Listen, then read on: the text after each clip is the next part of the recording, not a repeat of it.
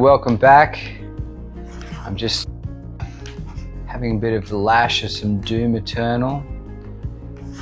You know, it's ironic because I actually did make a video on this channel talking about how video games are a waste of time and they ultimately are not good use of your time. You should do something else. I still completely stand by that. But you know, I work very hard.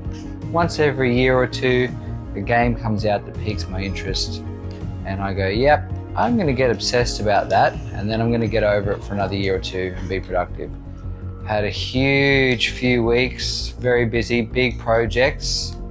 We'll be announcing soon if I haven't already. Anyway, so just playing a bit of Doom, but I don't know if anyone else does this, but because one form of sensory input and one stream of processing for my brain isn't enough, I decided to also listen to YouTube at the same time as playing Doom. And as so often happens, I came across a video, listened to people talk about something, and it prompts me to talk as well. So it was an Australian YouTuber, John Anderson, interviewing a lady, a feminist lady. And they're talking about the negative effects of porn these days. Obviously, I don't know too much about this lady. She seems like a bit of a feminist, but long story short, porn is damaging because children as young as 6 or 7 are getting access to it, and it's shaping their ideas about sexuality. And they're saying that, you know, the young girls are forced into an arms race where if they're not the one who's, you know, consenting to sex by the age of 7 or 8 or something, then they're left behind and they're the crap boring girls and things like that. It's pretty terrible stuff, absolutely terrible. The young boys are, you know, way too much equating violence with sex and all that sort of stuff, and saying that they're, you know, they're getting aroused by screens and not actual women. So look, terrible stuff, but the irony with this is that they're going to come at it from a very boomer, liberal, feminist angle, which is where girls are being hurt by boys, so let's just tell them that they're really bad and they shouldn't do it and that'll fix the problem. But it's a lot like one of those gun control debate sort of things where the only people who are really going to care about what you say or trying to be a nice guy are the nice guys, or the quote law-abiding citizens. They're the only ones who are going to be susceptible to the feminist nagging, whereas you get your really sort of dominance-hungry, you know, males who they're going to do whatever they want anyway, and they don't give a fuck. And so you can say, treat girls nicely, and we're all very familiar with how this pans out. Is all the nice guys go, oh yeah, treat girls nicely, but then they fall short of competing with the bad boys for the female attention, and it just becomes like one of these nice guy traps where you treat girls nicely and then you just look like a schmuck compared to the bad boys who don't and do whatever they want. And you know, like a lot of things, I think I'll say this many times in my videos, a lie, the best lie is one that's half true. And that's it's not a lie, but something that, you know, it has power because it's half true, very relevant here as well. Because women do like dominance in men. And it's evolutionarily because a man who's dominant isn't afraid of the necessary conflict in the world to do what he's got to do to get resources and secure resources provision for his wife and his children.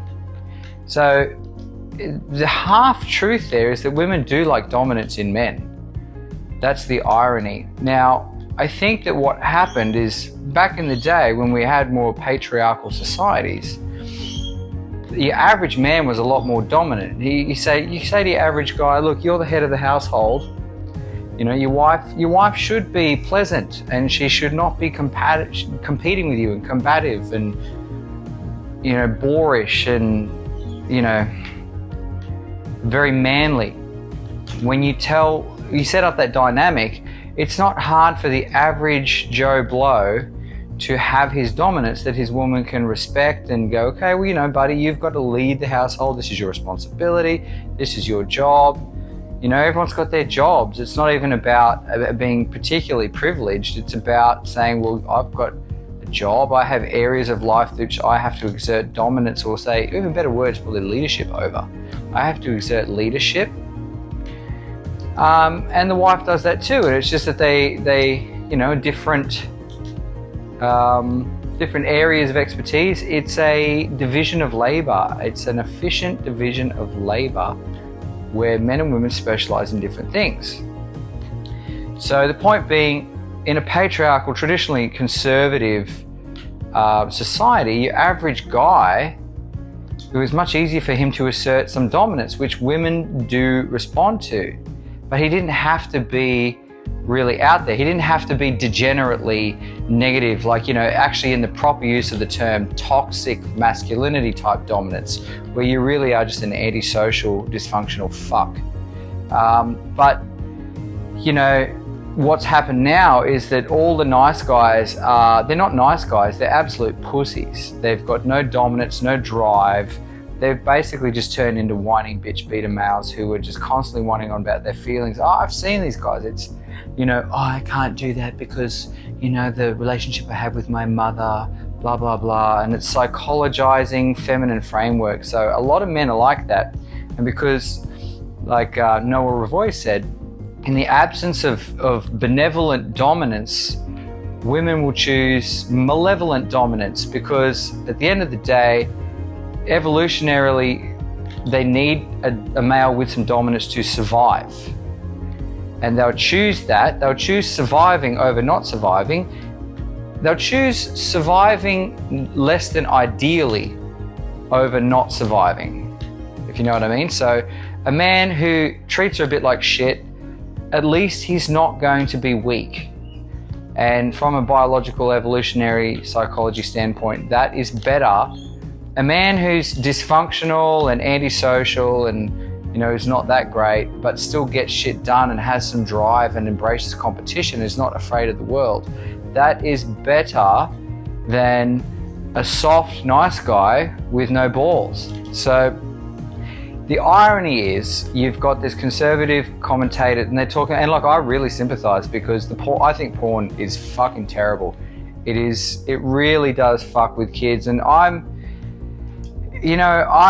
think myself lucky to have never really come into contact with so many of these things as a kid. You know, I've come into contact with even the internet as an adult, and porn and all these things as an adult. So I've had much greater ability to rationalize and frame them properly in my brain, you know, to understand the negative effects and have that agency over myself. Whereas kids these days, they really are helpless because they're just kids. You know, that's the whole thing about being a kid, is you don't have the agency to fully take care of yourself and to know when you're damaging yourself or not, or you're making good decisions.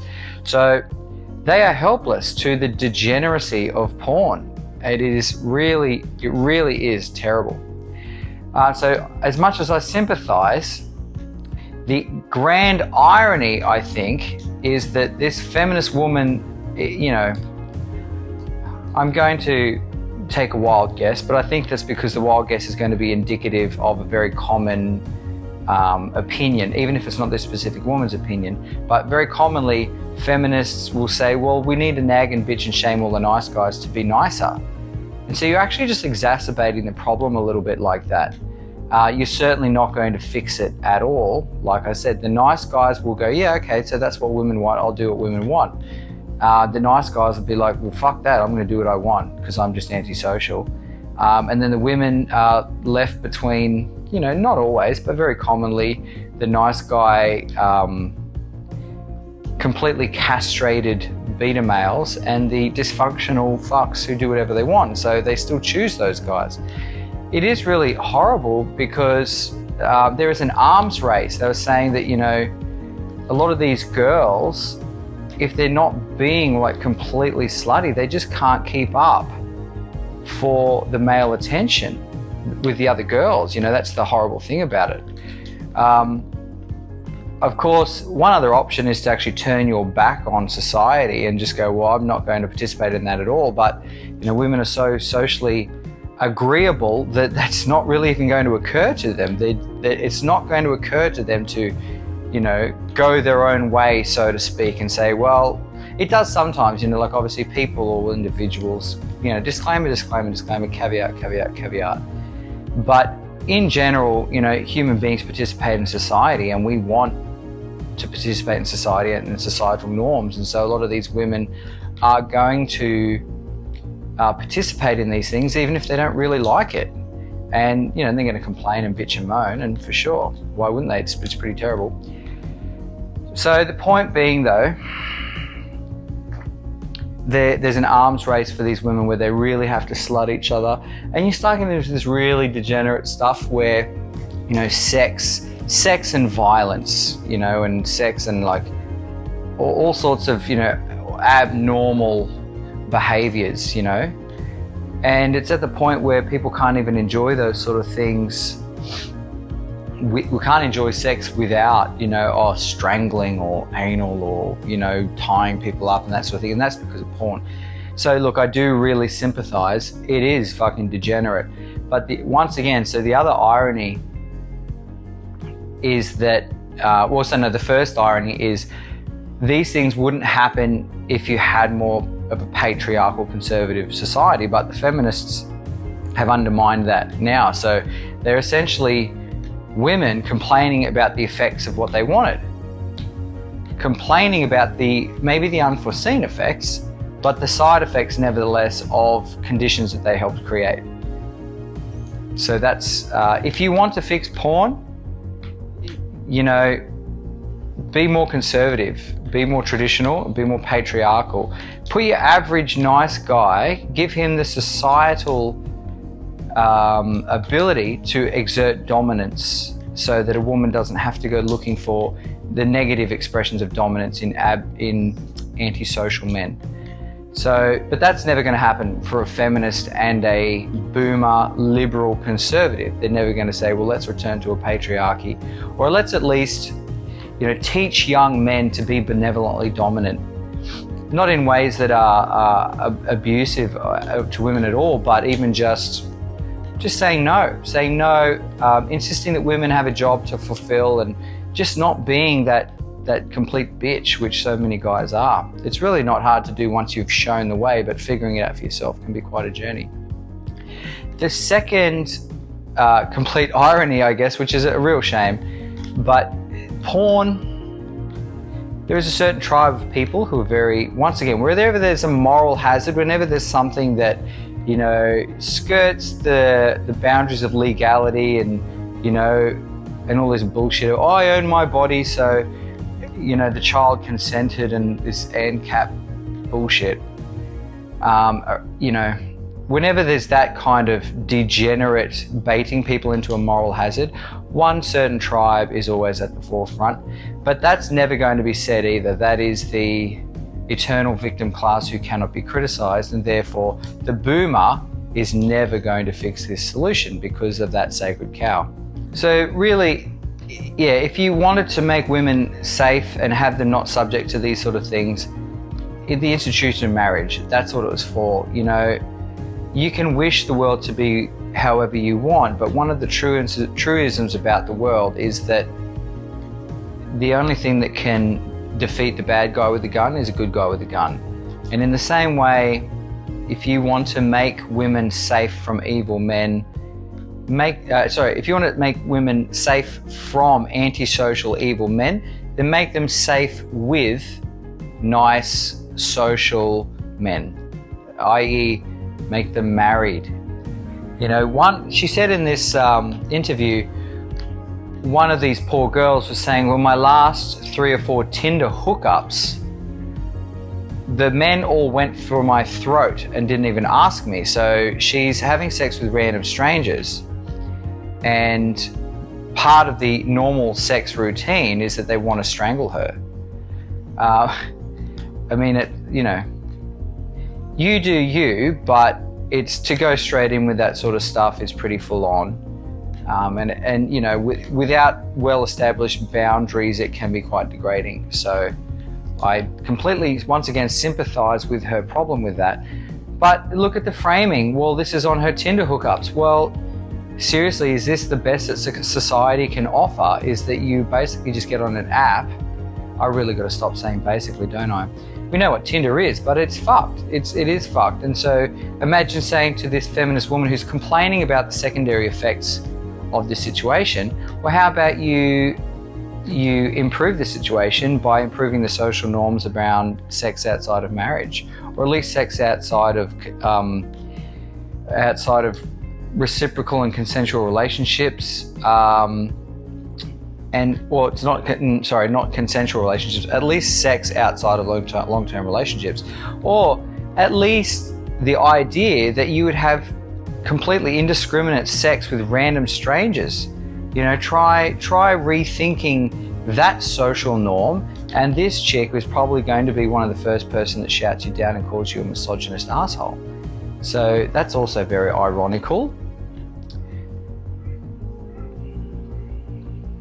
Sorry, I'm just playing Doom here once again, and it's getting really intense. Talking and slaying at the same time. Good times.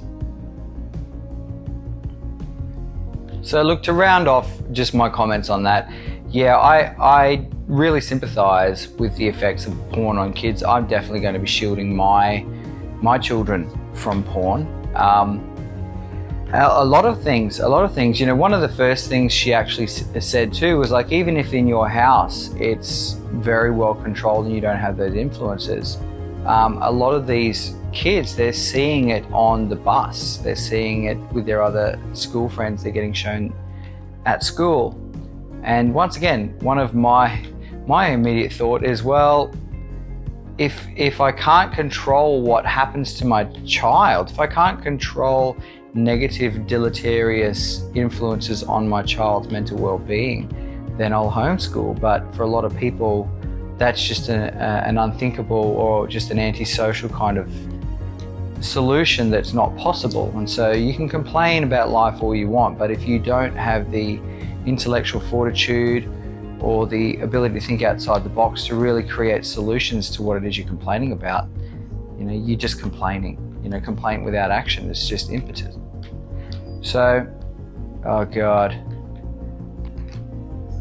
So look, yeah, it is a very heartbreaking situation. With all these things, don't listen to the boomers, don't listen to the feminists. Boomers gonna boomer, man. They just really are. They just can't see any different. They're so attached to their moral systems that's kind of where they're at. They're stuck there. Think outside the box. I think the solution to this, once again, is complete opposite of feminism. You need to empower young men, good young men, to be able to express some level of dominance, of confidence, and that's not telling other people what to do necessarily, but just the ability to say, no, I'm not doing that, you need to provide me some reciprocal value as well. Or just saying to a woman, like, no, sorry, no, I'm not doing that. No, it doesn't work like that. Be a little bit disagreeable. You can ramp that up to whatever degree you want to, but show some dominance, some social disagreeableness, some ability to just go against the grain and show that you are your own man with your own thoughts. So, but a feminist is never going to admit to that, because, really it's the opposite of what they want. I'm saying that you need to restore some conservative patriarchal ideas. You put your average man as the head of his household, put every woman under the protection of the good man, so that she doesn't fall prey to the bad man. But a feminist is not going to agree with that. And even if the boomer conservative acts that out in his own life, he would never admit to it, because for some reason conservatives just don't conserve anything.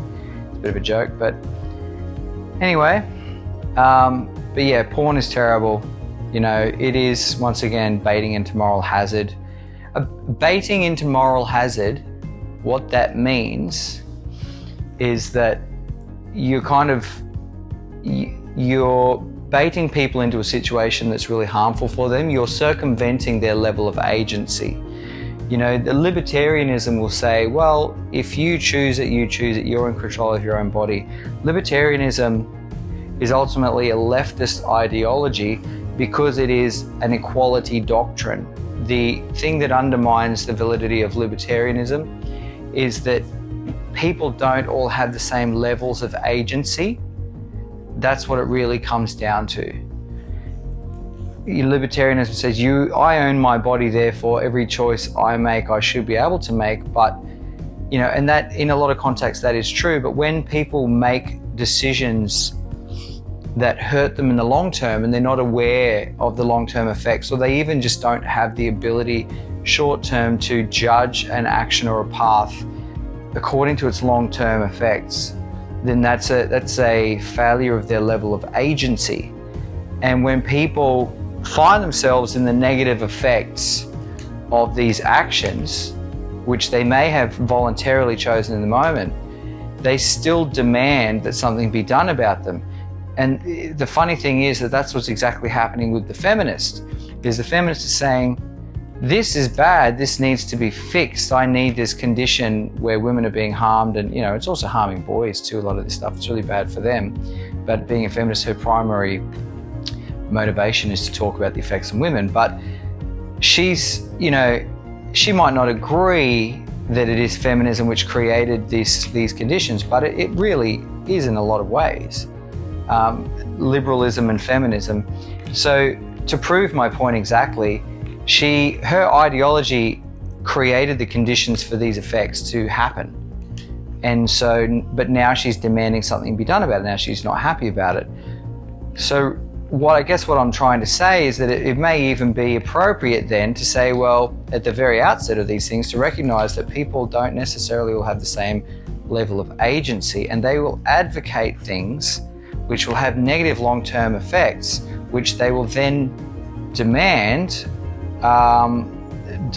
be fixed later on. And that's just not really good enough. You can't really do that. And so the solution is to say, well, no, not everybody does have the same level of agency.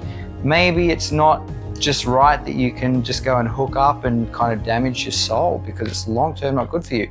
You know, that really is the heart of being a right-winger.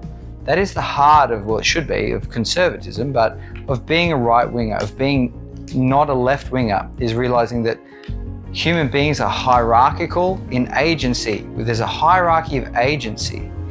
And when you're up on the hierarchy, you need to take leadership and care of the people lower in the hierarchy, because that's what they want. They want you to create order. They want you to make things better for them. And then the reciprocal is that you get paid to do that. You get paid in status and money and all the sort of things that come with being high up in a hierarchy. But it is anti-libertarian because it's not saying that everybody just owns their body, therefore their decisions affecting them themselves are all equally valid. No, people have different levels of agency. They have differing abilities to judge these conditions into the future. And yeah, the heart of being a right-winger is to say, that's not good for you, and so I'm going to take some leadership and, you know, to appropriate degrees, limit your ability to hurt yourself in the future.